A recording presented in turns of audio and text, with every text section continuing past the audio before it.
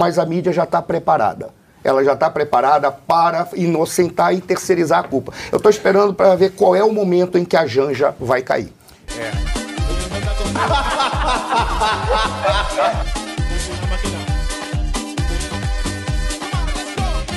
Na mesma semana em que o presidente Lula disse que quem é corintiano está, de certa forma, escusado, ou como diz, vamos falar igual diz o jornal Globo, né?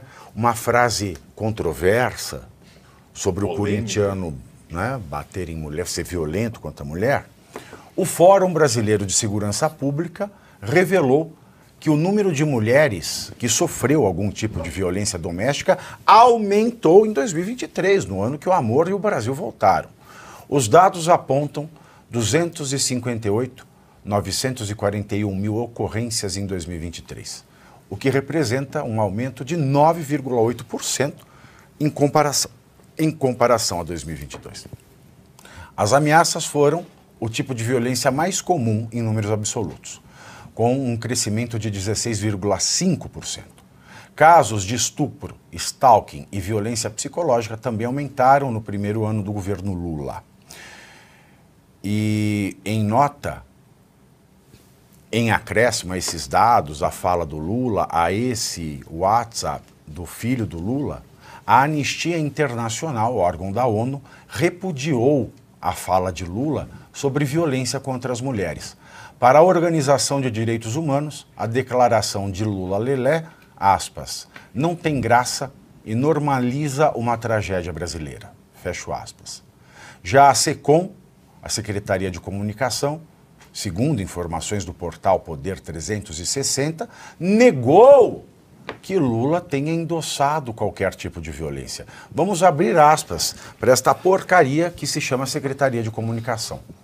O respeito às mulheres é valor inegociável em todas as esferas do governo federal. E desde o início de 2023, a atual gestão tem atuado de forma sistemática para ampliar continuamente as oportunidades e a proteção para este público. Fecho aspas. Vê-se, né, professor, pelo número aumentado de violência contra a mulher, vê-se pela ausência de duas mulheres na Suprema Corte, vê-se no caso de mulheres que não servem para nada no Ministério, vê-se o caso da ministra da Mulher, que é uma fake news. A ministra da Mulher é uma fake news, ela se chama Aparecida. Como é que uma mulher que é a ministra da Mulher se chama Aparecida e não fala nada? Devia ser Sumida Gonçalves. Professor Marcelo Suano. Pavinato, pelo que eu vi ali dos dados estatísticos que foram apresentados, o que acho interessante é que a comparação aqui de 2022, o último ano de Sua Excelência, o presidente Jair Messias Bolsonaro, o que mostra que o crescimento se deu ao longo desses 2 primeiros anos do governo Lula. A conclusão que se chega é que, bom, alguma coisa está sendo feita de forma errada ao longo desse governo, porque não estão sendo dadas considerações adequadas à mulher. Essa é a primeira conclusão que se chega.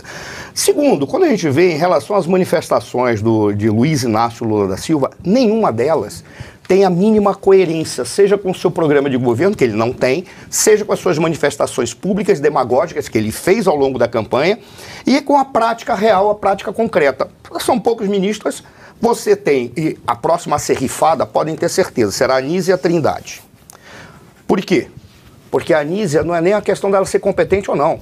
São mais de 180 bilhões de reais. Isso é um orçamento, muito dinheiro, para estar nas mãos de alguém que supostamente é apenas uma técnica. Supostamente. Porque ela é socióloga, mas ela sempre trabalhou com saúde. Então, supostamente é uma técnica. A Janja também é socióloga. E aí eu vou chegar na Janja. Olha que interessante. Quando a gente para ver, tudo que está acontecendo aí é nada mais, nada menos que não é incoerência ou contradição.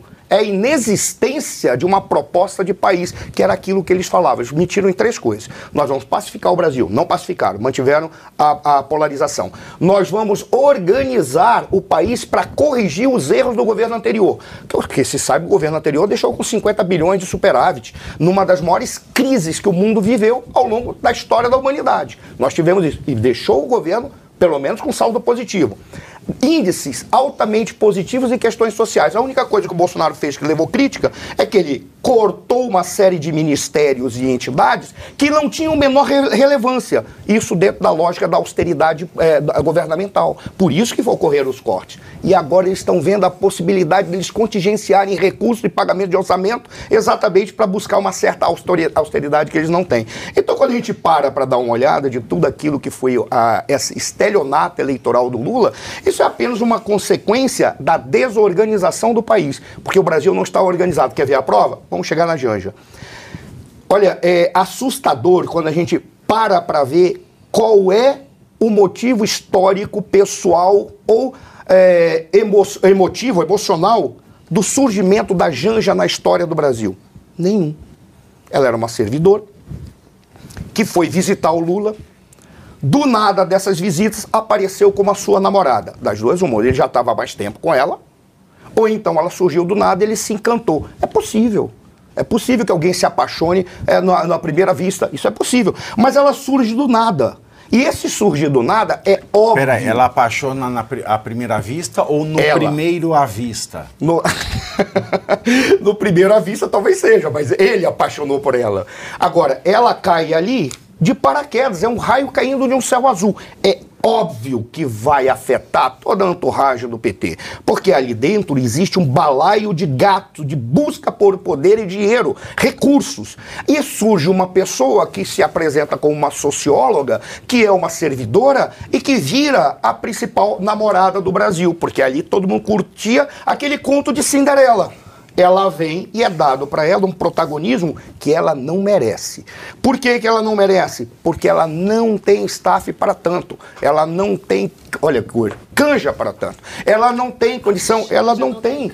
A Janja não tem canja. Ela não tem canja para tanto. E ela chegou a adquirir um protagonismo com roupa, protagonismo com a parte cultural, protagonismo para a parte das relações exteriores. E protagonismo sem roupa também, pelo que parece aí da frase do filho do Lula.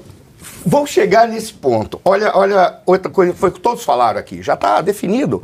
Isso é corriqueiro. Quando chega a um ponto de ser corriqueiro, que nas rodas íntimas as pessoas usam a maneira ofensiva para se referir a alguém, primeiro, ninguém gosta dela. Essa é a primeira coisa que chega. Segundo, todo mundo tem em relação a ela uma avaliação moral inadequada, talvez pelo fato dela ter caído de paraquedas. Terceiro, algo já está sendo preparado, porque eu até me pergunto, como é que esse print de WhatsApp surgiu para o público? Não cai do nada. Não estou dizendo que tem uma teoria da conspiração, mas certamente alguém já está querendo dizer, está na hora da gente cortar as asinhas desta senhora.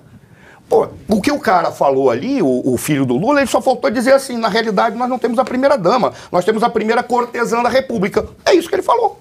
Madame Pompadour? A primeira, porque ele está dizendo que se referiu a ela de uma maneira corriqueira. Madame Pompadour? Da forma mais... Fale Pompadour na linguagem do povo. Não vou falar nada não, tá louco, já tô até com medo do que eu estou falando. Mas quando você olha e vê a maneira corriqueira como está, já significa que ela precisa ser queimada. Por quem que ela precisa ser queimada? Na maneira corriqueira ou na maneira corrimão? Pode ser corrimão também, né?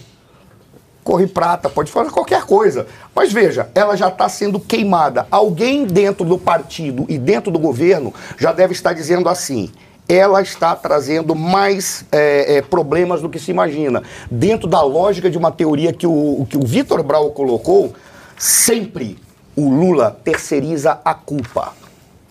Não me assustaria se do nada caísse a seguinte lógica, quem está atrapalhando o governo é a Janja.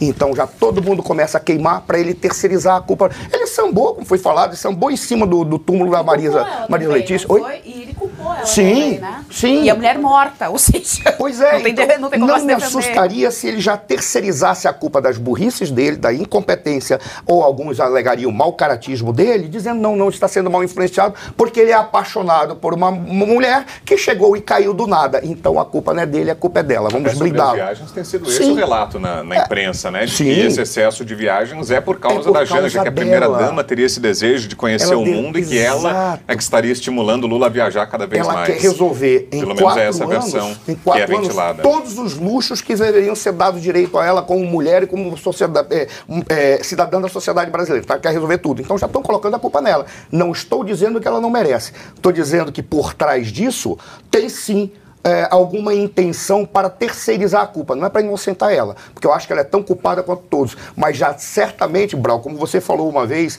você disse assim, ele tem um hábito a estratégia dele é sempre terceirização da culpa. Eu não me assustaria se para esse futuro breve começassem a queimar a Janja. Só para encerrar, tem um dado que você falou a respeito da maneira de trabalhar com inimigos. É uma tese gramsciana. Para a teoria do Gramsci, o inimigo você coopta ou você elimina. Ora, a cooptação nunca se dá por convencimento ideológico. A cooptação se dá pelos instrumentos mais banais. Dinheiro, ameaça, o que quer que seja. E a eliminação vale qualquer coisa. Ora, muito provavelmente, eles já estão ali internamente dizendo não tem como cooptar, vamos anulá-la. E assim a gente terceiriza a culpa. É o que me parece. Esse é o elemento que para mim fica mais claro. E a mídia está do lado dele. Eu lembro que quando eu estava, não vou dizer onde é que eu estava, tinha uma moça que quando criticou a questão do Bolsonaro com a Vera Magalhães, ela me perguntou muito diretamente, me constrangeu. Porque ela, sabendo que eu sou direita, ela estava na rede lá e ela é uma magrinha, que está sempre do lado errado, e ela falou assim para mim, e aí, como o senhor acha do constrangimento que foi feito a Vera Magalhães? Eu disse, ele não fez constrangimento a Vera Magalhães. Ele deu uma resposta simples, direta e objetiva a uma jornalista. Se fosse um jornalista, ele teria falado a mesma coisa. E muito provavelmente teria encerrado com um deboche, se fosse um jornalista. Mas a mídia já está preparada. Ela já está preparada para inocentar e terceirizar a culpa. Eu estou esperando para ver qual é o momento em que a Janja vai cair.